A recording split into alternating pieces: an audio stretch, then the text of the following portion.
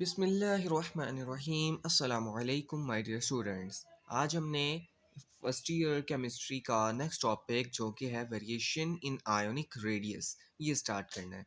Last time हमने variation in atomic radius को study कर लिया था। ठीक है, आज से नेक्स्ट टॉपिक जो कि आयोनिक रेडियस है उसको स्टडी करना है। सबसे पहले देखते हैं आयोनिक रेडियस क्या होता है। Ionic radius the distance from the nucleus of an ion to the outermost electron shell is called ionic radius। क्या होता है जी? अब हमारे पास सपोज कर लें ये एक आयन है, ठीक है, जिसके सेंटर में ये हमारे पास न्यूक्लियस है, ये इसका आउटर मोस्ट शेल है जिसके अंदर इसके आउटर मोस्ट इलेक्ट्रॉन्स पड़े हैं। ठीक है, तो यहाँ से लेके यहाँ तक का जो डिस्टेंस कह होगा ये कहलाएगा आयोनिक रेडियस। क्या कहलाएगा? Ionic radius. ठीक है, the distance from the nucleus of an ion to the outermost electron shell is called ionic radius। अच्छा, ये बात याद रखिए कि आमतौर पे हम आयोनिक रेडियस को पिकोमीटर में या एंगस्ट्रॉम में मेजर करते हैं। पिकोमीटर इज 10⁻⁻12 मीटर और एंगस्ट्रॉम जो होता है वो 10⁻10 मीटर के इक्वल होता है। ये बात याद रख लीजिएगा, इम्पोर्टेंट है।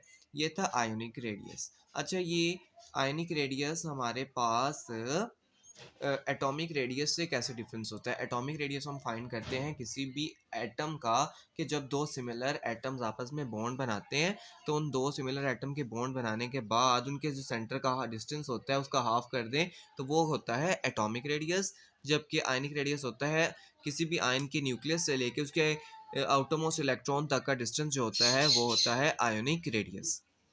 अच्छा, आप इस बात को बखूबी जानते हैं कि आयन्स हमारे पास दो तरह के होते हैं, पॉजिटिव आयन और नेगेटिव आयन्स। ठीक है, अब हमने ये डिस्कस करना है कि पॉजिटिव आयन्स और नेगेटिव आयन्स के रेडियस में क्या चीज़ें डिफरेंट होती हैं।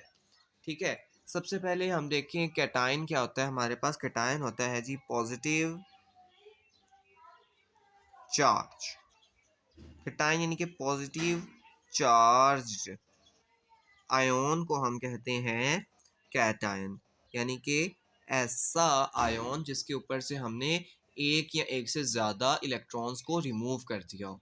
ठीक है, हमेशा याद रखिएगा कि कैटायन का आयोनिक रेडियस उसके पेरेंट एटम से हमेशा कम होता है। कैसे? फॉर एग्जांपल, मेरे पास ये है सोडियम एटम, ये है सोडियम एटम। इसका रेडियस जो होगा वो होगा ज़्यादा। किससे ज़्यादा होगा? सोडियम आयन से। ठीक है, मैग्नीशियम का एटॉमिक रेडियस ज़्यादा होगा मैग्नीशियम के आयन से। ठीक है, इसी तरह एल्यूमिनियम का रेडियस ज़्यादा होगा एल्यूमिनियम के आयन से। अब इसकी रीज़न देखते हैं कि ये कैसा क्यों होता है। अब ये आप सपोज करें ये हमारे पास एक एटम है, उसका न्यूक्लियस है। ठीक है, ये उसका पहला शेल जिसके अंदर 2 इलेक्ट्रॉन होते हैं, ये दूसरा शेल। अब हम सोडियम की ही बात करते हैं। ठीक है, जिसके अंदर हमारे पास 8 इलेक्ट्रॉन होते हैं, 1 2 3 4 5 6 7 और 8। और ये ऊपर वाले शेल के अंदर एक ही इलेक्ट्रॉन होता है। ठीक है, ये इलेक्ट्रॉन एक ही होता है। ये हमारे पास सोडियम एटम है, ये थोड़ा सा टेढ़ा मेढ़ा बना है लेकिन कोई बात नहीं। अच्छा जी, फर्ज करें अब सोडियम, ये एटम सोडियम एटम है ये वाला। ठीक है, हमने क्या किया, इसका ये वाला इलेक्ट्रॉन रिमूव कर दिया, ये हमने कर दिया जी रिमूव। अच्छा, इसको रिमूव करने की वजह से क्या होगा? इसको रिमूव करने की वजह से देखें अगर आप, तो ये पूरा का पूरा ऊपर वाला जो शेल है हमारा, ये पूरा शेल ही रिमूव हो गया है। ठीक है, जिसकी वजह से हमारा जो रिमेनिंग एटम बचा है वो इस शेल को अगर आप छोड़ दें तो सिर्फ ये सेंटर वाला बचा है, जिसकी वजह से इसका रेडियस पहले जो था वो था हमारे पास, अगर मैं आपको दिखाऊं, पहले जो हमारे पास था वो था ये वाली लाइन। ठीक है, पहले इसका एटॉमिक रेडियस था ये वाला, जो कि अब कम होके इतना हो गया है। ठीक है, ये देखिए इस लाइन में और इस लाइन में कितना फ़र्क है। ठीक है, इस वजह से कहते हैं कि इसका कैटायनिक रेडियस हमेशा उसके पेरेंट एटम से कम होता है। ठीक है। एक और रीज़न भी होती है, देखिएगा, ये तो हमने सोडियम की एग्जांपल लिया, मैग्नीशियम, एल्यूमिनियम और दूसरे हमारे पास एटम्स होते हैं, उसके अंदर हम क्या करते हैं, उसके अंदर एक से ज़्यादा इलेक्ट्रॉन होते हैं। हम जब सबको रिमूव कर देते हैं, इसकी वजह से एक तो ये होता है कि इसका शेल रिमूव हो जाता है।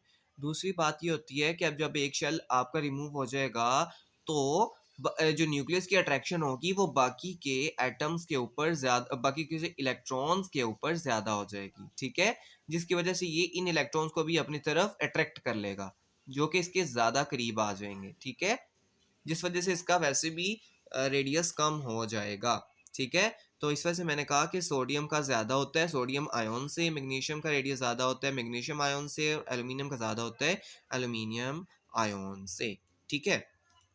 अब नेक्स्ट बात करते हैं हमारे पास एन आयन। एन आयन क्या होता है, हम सब जानते हैं, एन आयन होता है जी नेगेटिव चार्ज्ड,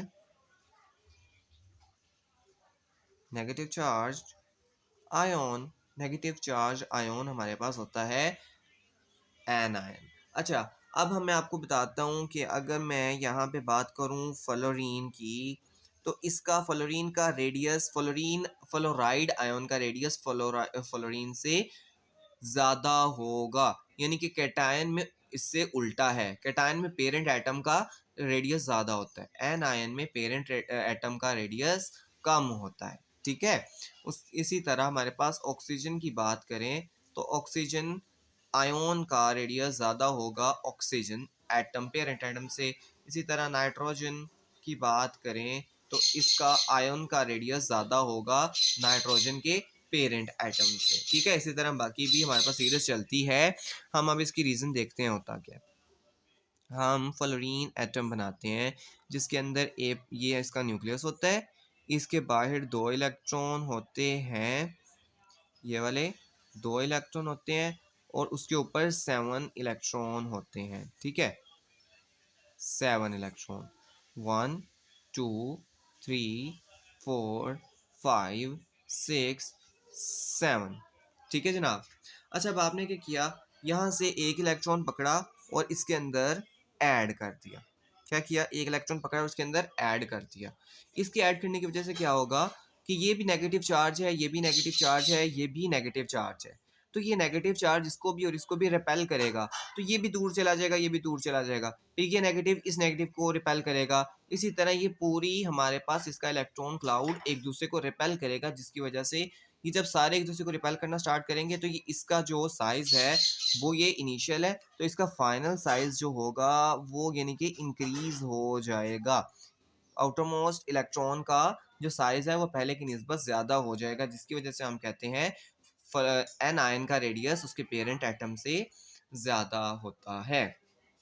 जी, होप सो आपको आयन, कैटायन और सिंपल आयनिक रेडियस की समझ आ गई होगी, ठीक है जनाब। अब हम नेक्स्ट देखते हैं इसके ट्रेंड के बारे में, ठीक है, ट्रेंड क्या होता है।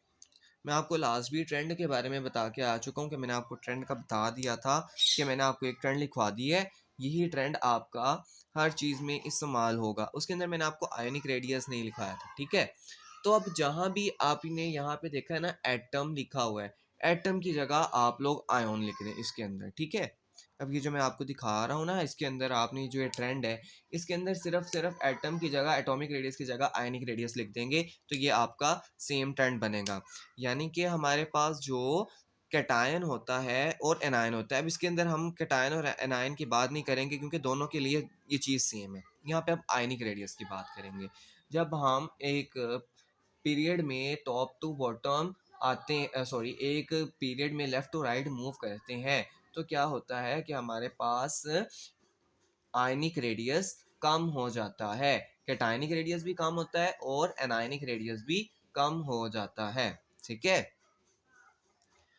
और अगर मैं बात करूं ग्रुप में, तो जब हम ऊपर से नीचे आते हैं तो हमारा कैटायनिक रेडियस भी इंक्रीज़ कर जाता है और एनायनिक रेडियस भी इंक्रीज़ कर जाता है।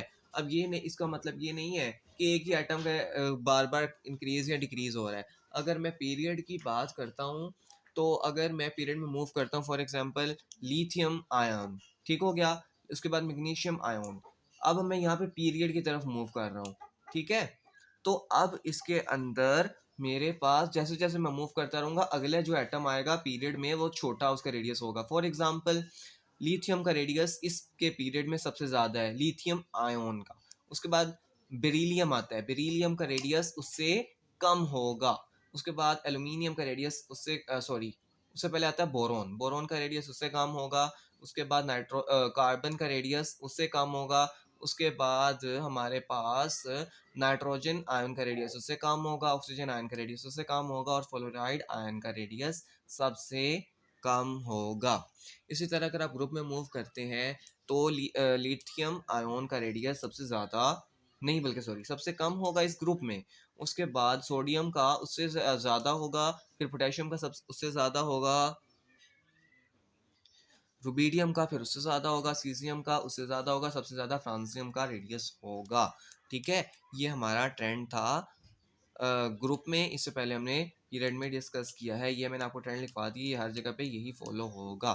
ठीक है, तो होप सो आज के लेक्चर की आपको समझ आई होगी। अगर आपको इसमें से किसी भी टॉपिक की समझ नहीं आई तो आप कमेंट में पूछ सकते हैं। अगर आपको पसंद आई वीडियो तो इसको लाइक करें, दोस्तों के साथ शेयर करें और चैनल को सब्सक्राइब करें ताकि जितने भी लेटेस्ट लेक्चर्स और साइंस से रिलेटेड वीडियोस और शॉर्ट वीडियोस मैं अपलोड करता हूँ वो आप तक बर वक्त पहुँच सकें। अपना रखिएगा ख्याल। Thank you so much. अल्लाह हाफिज़।